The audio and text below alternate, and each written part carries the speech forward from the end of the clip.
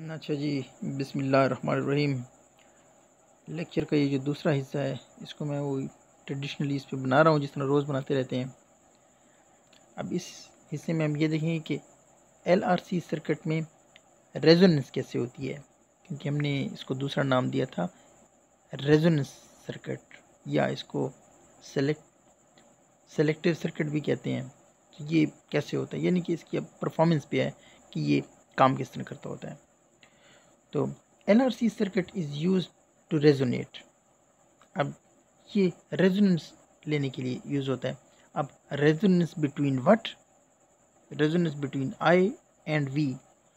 हमने AC circuits में देखा।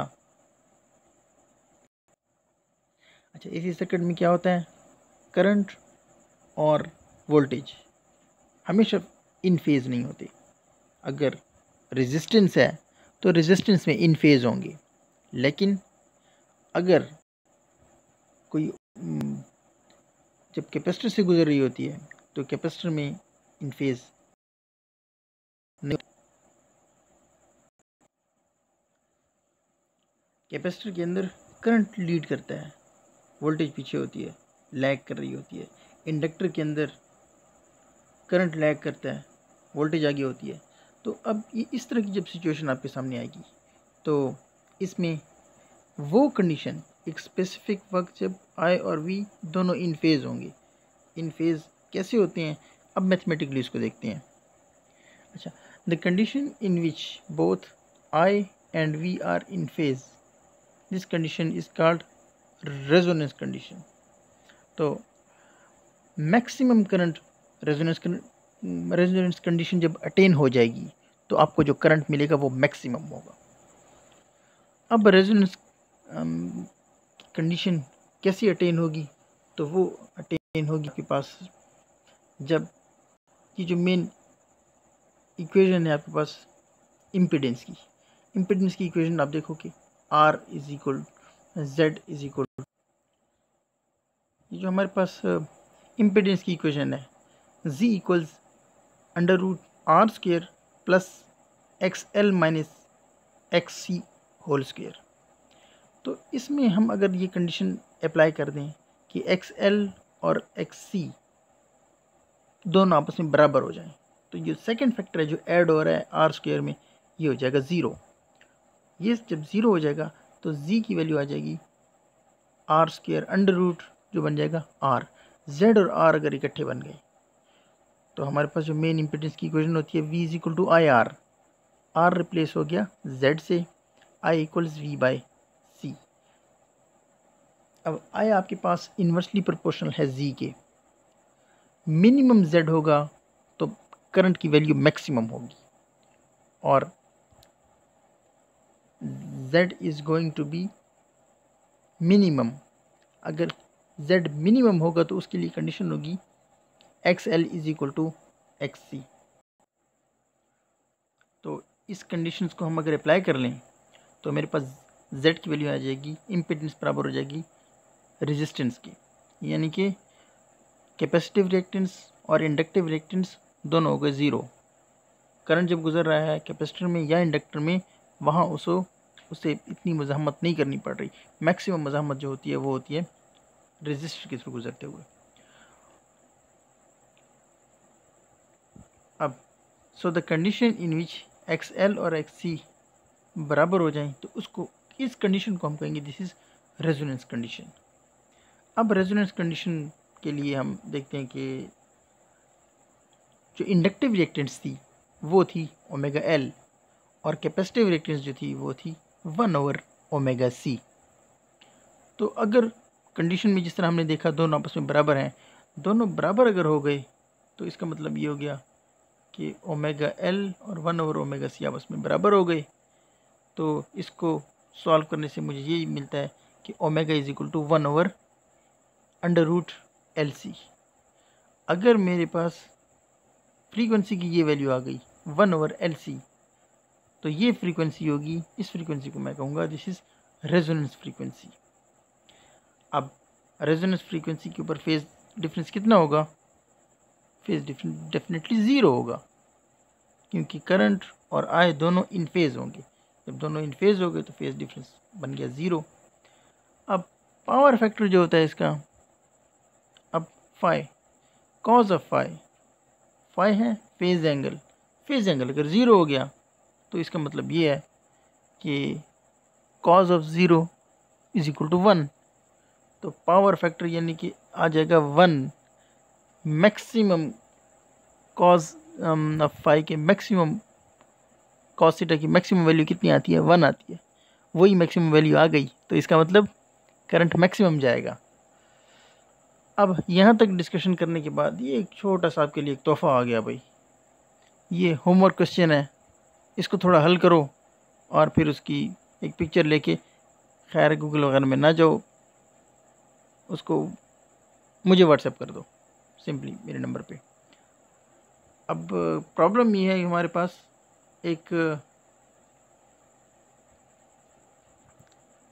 अल्टरनेटिंग वोल्टेज सोर्स है, 100 किलो हर्ट्ज़ उसकी फ्रीक्वेंसी है। एक रेजिस्टर लगा हुआ है जिसका मैग्नीट्यूड है 5.6 किलो ओहम। एक इंडक्टर है 100 मिली हेनरी का, और साथ में कैपेसिटर है सीरीज़ में लगे हुए हैं जो 470 पिको फैरेड का है। अब आपने करना क्या है, बड़ा आसान सा सवाल है, बड़ा मासूम सा क्वेश्चन है। आपने डिटरमिन करनी है कि पूरे सर्किट की टोटल इम्पीडेंस कितनी है। इम्पीडेंस जिसको अभी हम Z से डिनोट किया, Z का जो फार्मूला था, Z was equal to √R² plus XL minus XC whole square. तो ये चीज़ आपने फाइंड करनी है और ये मुझे भेजना है। अच्छा, अब फाइनल पार्ट में हम ये देखते हैं कि इसमें हमारे पास यूजेस क्या हैं। इस LRC सीरीज़ सर्किट को मैं कहाँ कहाँ पे यूज़ कर सकता हूँ। इसको मैं as a tuning circuit use कर सकता हूँ। बड़ी इंपॉर्टेंट चीज़, बड़ी ज़बरदस्त सिंपल सी चीज़ों को हमने इकट्ठा करके एक बहुत बड़ी आपकी इसकी एप्लीकेशन मैं आपको बताऊँगा ट्यूनिंग सर्किट्स के तौर पे, और इसको सेलेक्टर सर्किट के तौर पे भी मैं यूज़ कर सकता हूँ। अब ये जो ट्यूनिंग सर्किट्स हैं, आप लोगों ने नाम सुना होगा ट्यूनिंग का, तो कुछ तो मैंने इस पर लिखा है और बस थोड़ा सा गो थ्रू होते हैं और बताता हूँ मैं आपको। अब practically it is not possible to have a pure RL और कैपेसिटिव सर्किट। अब ये इस चीज़ के बारे में थोड़ा सा मैंने आपको इशारा भी किया था और मैंने आपसे कहा था कि इसको मैं आपको आगे एक्सप्लेन करके बताता हूँ। So the main point is कि कोई भी सर्किट जब आप उसमें, मैं कहता हूँ कि मैंने उसमें प्योर इंडक्टर लगाया हुआ है, तो जो वायर है क्या उसमें रेजिस्टेंस नहीं है। इंडक्टर का मैंने कहा कि जी ये प्योर कॉपर लगाया हुआ है और इसका रेजिस्टेंस 0 है। रेजिस्टेंस ज़रूर होता है किसी भी सर्किट के अंदर, तो ऐसा मैं नहीं कह सकता कि कोई भी ऐसे मेरे पास सर्किट है जो प्योरली इंडक्टिव है। या अगर मैं प्योरली कैपेसिटिव सर्किट ले लूँ कि जिसमें कैपेसिटर लगा हुआ है तो रेजिस्टेंस में होगी ही नहीं, इंडक्टेंस नहीं होगी। इंडक्टेंस क्या है कि जब करंट चेंज होता है तो कॉइल के अंदर एक बैक ईएमएफ पैदा होती है। आप लोगों ने सेल्फ इंडक्टेंस पढ़ा हुआ है, एक ही कॉइल के अंदर करंट जा रहा है, उसी के अंदर बैक ईएमएफ पैदा हो रही है। तो करंट के चेंज होने की वजह से, क्योंकि हमारा सारा जो टॉपिक ऑफ डिस्कशन है that is about AC currents, current का चेंज होना, तो करंट चेंज होगा तो सिंपल आपके पास एक वायर है उसके अंदर भी इंडक्टेंस पैदा होगी और थोड़ी देर के लिए वो चार्ज को स्टोर करेगी, फिर आगे पीछे कर लेती है चार्ज। जब आप तो आपके पास कोई भी प्रैक्टिकली ऐसा सर्किट नहीं है जिसके अंदर ये तीनों चीज़ें ना हों।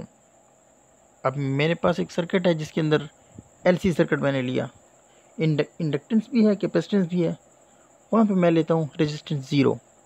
मतलब ये नहीं है कि रेजिस्टेंस 0 है, उसका मतलब है कि रेजिस्टेंस की वैल्यू इतनी कम है कि उसको हम इग्नोर कर सकते हैं। सिमिलरली आरसी सर्किट है, तो आरसी सर्किट में इंडक्टेंस क्या 0 है? 0 नहीं है, लेकिन उसकी वैल्यू इतनी कम है कि उसको हम ऑलमोस्ट इग्नोर कर सकते हैं। सो आई थिंक ये पॉइंट आपको समझ आ गया होगा। अब वो हम अपने ट्यूनिंग सर्किट्स की तरफ आते हैं। ट्यूनिंग का नाम आप लोगों ने सुना होगा, ट्यून करते हो जी आप, रेडियो स्टेशन की तरफ को ट्यून करते हो। बेसिकली होता क्या है, अब आपके जो रेडियो है, टीवी है या मोबाइल है, इन तीनों को देख लेते हैं। अब टीवी में आपके पास या तो केबल के थ्रू आप उसको सिग्नल देते हो, तो जो केबल है उसको अगर आप ज़बान पे लगाओ तो वो आपको करंट देती है, आप करंट फील कर सकते हो उसको, और अच्छा खासा करंट होता है। अगर किसी के साथ कोई एक्सपीरियंस हो ऐसे करंट का तो वो मुझे वॉइस मैसेज नोट में बता देना। तो ये जो करंट होता है ये बेसिकली आपको वो जो केबल ऑपरेटर्स हैं वो बहुत सारे सिग्नल दे रहे होते हैं, बहुत सारे सिग्नल, जिनकी हर सिग्नल की अपनी अपनी एक फ्रीक्वेंसी होती है। दुनिया में जो भी ये जो आप सिम लेते हो, सिमली सब्सक्राइबर आइडेंटिफिकेशन मॉड्यूल, आपको इस नंबर के थ्रू एक पर्टिकुलर फ्रीक्वेंसी अलर्ट हो गई जो और किसी को नहीं मिलेगी, आपकी यूनिक फ्रीक्वेंसी है। सिमिलरली टीवी पे आप ARY लगा रहे हो तो ARY की एक स्पेशल अपनी फ्रीक्वेंसी है, जियो की अपनी फ्रीक्वेंसी है, BBC की अपनी फ्रीक्वेंसी है। तो अब इन्हीं फ्रीक्वेंसीज में मैंने बेसिकली क्या करना है, अब रेडियो है, टीवी है या मोबाइल है, तो इस सब में बेसिकली मेरे पास जो सर्किट लगा हुआ है वो एक LRC सर्किट है। LRC सर्किट में मैंने कैपेसिटेंस को चेंज मैं कर सकता हूँ अपनी। जो मोबाइल वाले सिग्नल है उसमें मेरी कैपेसिटेंस सेम है, LRC सर्किट की रेजोनेंस फ्रीक्वेंसी एक ही है, वो चेंज नहीं होती। टीवी में या रेडियो में मेरे पास नॉब है, रिमोट है, जिसको मैं कंट्रोल करते हुए कैपेसिटेंस को चेंज कर सकता हूँ। तो आप लोगों ने ये भी देखा, हमने मैथमेटिकली उस चीज़ को ये किया कि रेजोनेंस फ्रीक्वेंसी कौन सी होती है, omega is equal to 1/LC under root.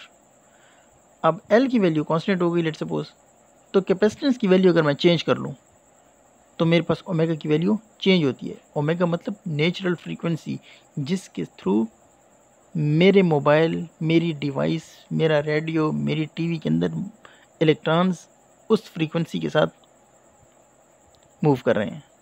एक स्पेसिफिक फ्रीक्वेंसी का करंट है जो मेरे मोबाइल या मेरी डिवाइस पे है।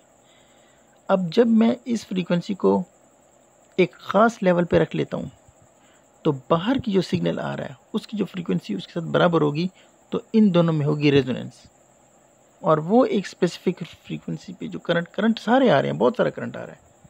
अगर केवल आपको 90 चैनल्स दे रहे हैं तो इसका मतलब 90 डिफरेंट करंट्स आ रहे हैं, हर एक की अपनी फ्रीक्वेंसी है। मैंने ट्यून इन किया जियो पे, लेट्स सपोज उसकी फ्रीक्वेंसी है 5 या frequency number 1, number 2, frequency number 3 up to frequency number 90। तो फ्रीक्वेंसी नंबर 5 पे पड़ा हुआ जियो। अब जैसे ही मैंने अपने मोबाइल की या वो जो मेरे रेडियो है या टीवी है उसकी मैंने नेचुरल फ्रीक्वेंसी रख दी 5 पे, तो उसने रेजोनेट करना है उस 5 के साथ जो एक्स्ट्रा आ रहा है। तो दोनों आपस में जब रेजोनेट करेंगे तो उस वक्त मैक्सिमम करंट मेरे पास आएगा। तो ये आपको थोड़ा सा मैंने वैसे एक्सप्लेन कर दिया। अब देखते लिखा क्या है। The cable in our homes also have got many different voltages. अब V is equal to V naught sin omega t, having many omega 1, omega 2, omega 3 and so.